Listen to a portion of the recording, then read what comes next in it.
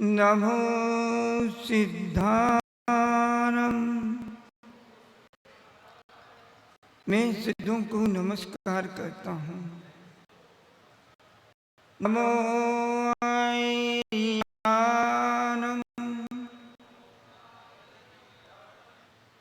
मैं आचार्यों को नमस्कार करता हूँ। नमो पज्जायानम। मैं उपाध्यायों को नमस्कार करता हूँ। नमो लोहे सभ्यसाहुनम।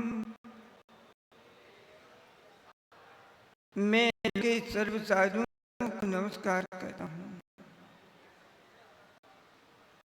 देवादेव आदिनाथ भगवान की, देवादिदेव श्री वर्धमान स्वामी की, आचार्य गुरु श्री विद्यासागर जी महाराज की, आचार्य श्री समय सागर जी महाराज की, आज के गर्भ कल्याण महोत्सव की पूज्य नियामक समय अभय सागर जी महाराज की,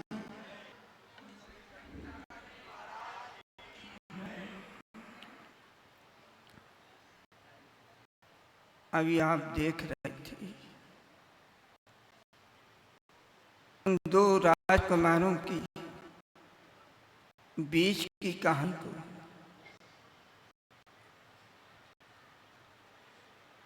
जब मन के अंदर वासना समा जाती है तब बहन बहन समझ में नहीं आती, और जब मन के अंदर से वासना बह जाती है वही माँ बन जाती है, और वही बहन विरक्ति का कारण बन जाती है। आप सोचो, आज गर्भ कल्याण का यह द्वितीय दिन है। आप विचार करो,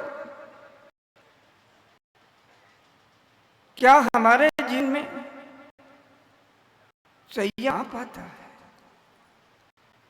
क्या कभी हम संयत होने का विचार करते हैं?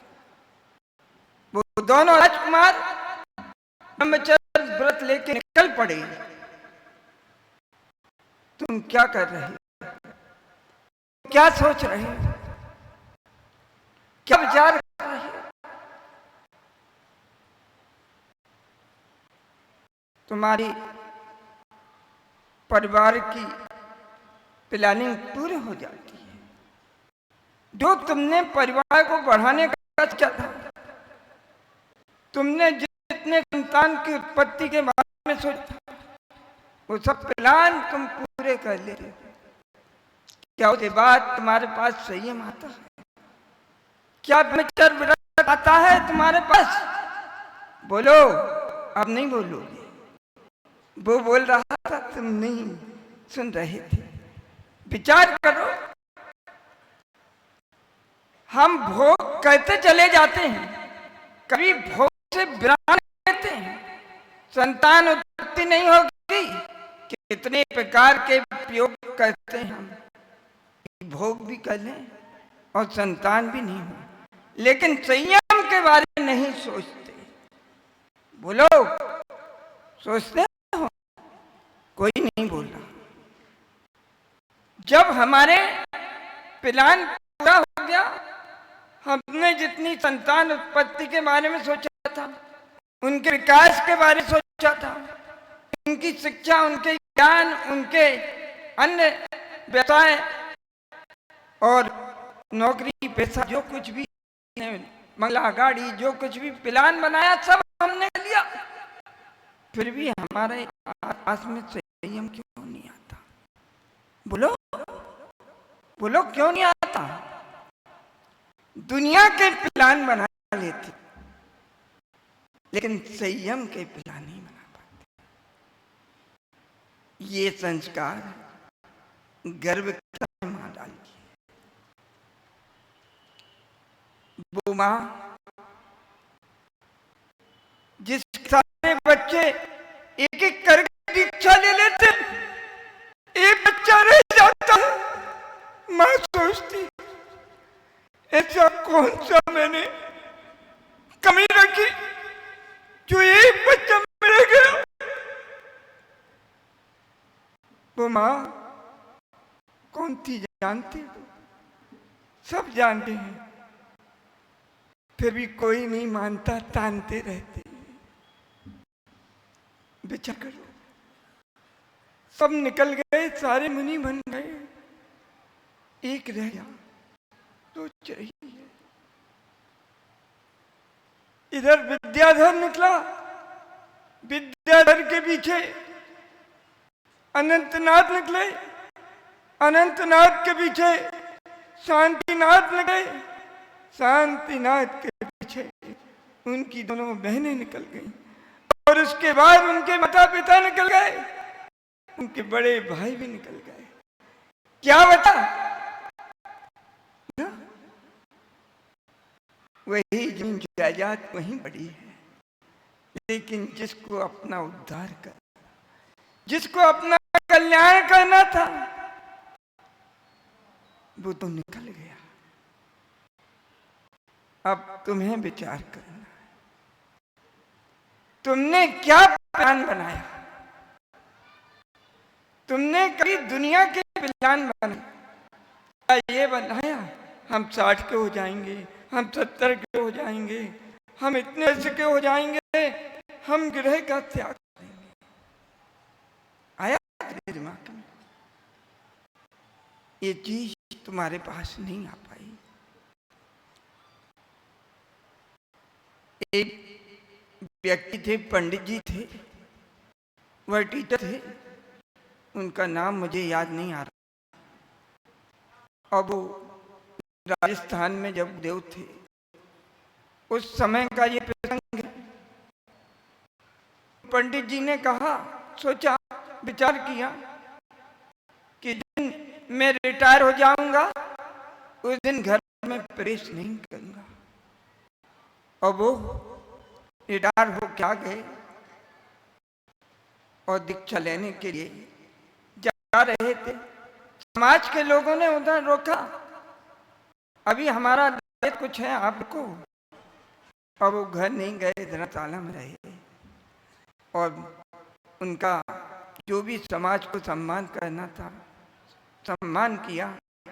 उस बाद वो जाके दीक्षित हो गए, उनका नाम समता सागर हुआ। चेतन प्रकाश पासनी जी हैं, पंडित जी उनके पिता हैं। इस प्रकार अपन थोड़ा थोड़ा संयम की बात करें, थोड़ा थोड़ा ऐसे संस्कार डालें कि बच्चे कुछ संयत हो जाएं। इसके बिना, संयम के बिना कभी भी जीवन में खुशी और आनंद आ नहीं सकता। क्या कागज के फूलों से खुशबू आती है? बताओ। खुशबू कभी कागज के फूल से नहीं आती। सच्चे असूलों पे चलने से सुख और शांति और खुशबू का वातावरण महक जाता है। ये चीजें अपने पास आना चाहिए। यह जो तीर्थंकर की माँ है, यह माँ जब तीर्थंकर बालक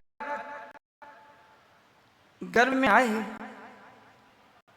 गर्भ में आते ही वहां रत्नों की वृष्टि होने लगी। उसका नाम रत्न गर्भा हुआ। उस पृथ्वी का नाम जहां रत्न रत्न रत्न समेटे गए, और फिर उसी मां से देवियां आके पूछ रही हैं, मां, पिंजरे में कौन रहता है? कौन कौन कौन कौन रहता है? पिंजरे में कौन कौन रहता है? इस प्रश्न का जवाब है हमारे पास। पिंजरे में कौन? तुम गिरह के पिंजरे में नहीं रह रहे क्या? तोता तो रहा है, लेकिन तुम इस गिरह रूपी पिंजरे में रह रहे हो। तुम्हें कोई क्लेश नहीं हो रहा है, लेकिन वह तोता उस पिंजरे से मुक्त होना चाहता है। वह तोता उस पिंजरे में नहीं रहना चाहता है। कठोर कौन बोलता है? कठोर कौन कौन कौन बोलता है? वो भी पूछ रही है मां से, बताओ कितना दिन भर रहते हो? अब बोल के बताओ। कर्कश कौन बोलता है? काऊ काऊ काऊ काऊ कहने वाला कौआ। क्या तुम अपने जीवन में कर्कश नहीं बोलते? कितने अशब्द बोल जाते हो। देख रहे थे कि तू मैं ही थी, तुम ऐसी तू मैं नहीं कहते। बोलो, लेकिन कभी उसने बचने का प्रयास नहीं करते। जहां संवाद होगा वहां भी संवाद होने की स्थिति बनेगी। मौन हो जाओ, देखो जानो, देखो जानो, देखो जानो, दृष्टा भाव लो। बस जवाब मत दो, सहन करो। एक बोल रहा था, दूसरा जवाब दे रहा था, दूसरा बोल रहा था, फिर वो जवाब दे रहा। देखा तुमने क्या हुआ? तलवारें निकल पड़ी संवाद के कारण। ये विसंवाद हुआ, इसलिए इतना ही अपने अंदर विचार रहा। ये संवाद हमेशा के लिए समाप्त हो जाए। कैसे हो गए? हमेशा के लिए समाप्त हो गए। वो बैराग की ओर चले गए, वन की ओर चले गए। वन में चले गए, सारे विसंवाद दूर हो गए। अपने में रहने की कला जब आ जाती है, सारे संवाद बंद हो जाते हैं। कोई संवाद बाकी नहीं रहता है। इसलिए भैया, आज इस गर्भ कल्याण के दिन विचार करो, कितने गर्भपात हो रहे हैं। असमय में कितने पंचेंद्रिय का घात हो रहा है। क्या कभी इस पे विचार किया? क्या कभी इस पे संकल्प लिया? हम ऐसा घृणित पाप नहीं करेंगे। बोलो, उठाओ, बोलो। दम नहीं है ना बोलने की, हाथ उठाने की। फिर सुनने से क्या होने वाला? जब तक गुनाह नहीं जाएगा, जब तक सुनने से कुछ नहीं होने वाला। गुनने की आदत डालो, कुछ करने की आदत डालो, तब कहीं आत्महित का काम होने वाला है। ऐसे कई बार आप लोगों ने पंचकल्याणक देखे होंगे, ऐसे नाट्य दृश्य देखे होंगे, लेकिन कोई भी परिवर्तन नहीं आया। तो क्या प्रयोजन हुआ? ये विचार करो। इन सबके जीवन में परिवर्तन कैसे आ गया? इनने भी तो ये सब देखा होगा, इन्हें भी तो ये सब सुना होगा, लेकिन गुनाह है इसलिए परिवर्तन आया।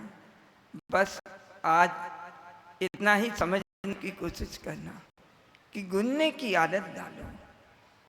सुनने की आदत से महत्वपूर्ण गुनने की आदत है, जो तुम्हारे आत्मिक विकास का रास्ता तय करेगी। बोलो अहिंसा परम धर्म की जय। बोलिए चंद सागर महाराज की। एक छोटी सी सूचना और है, आज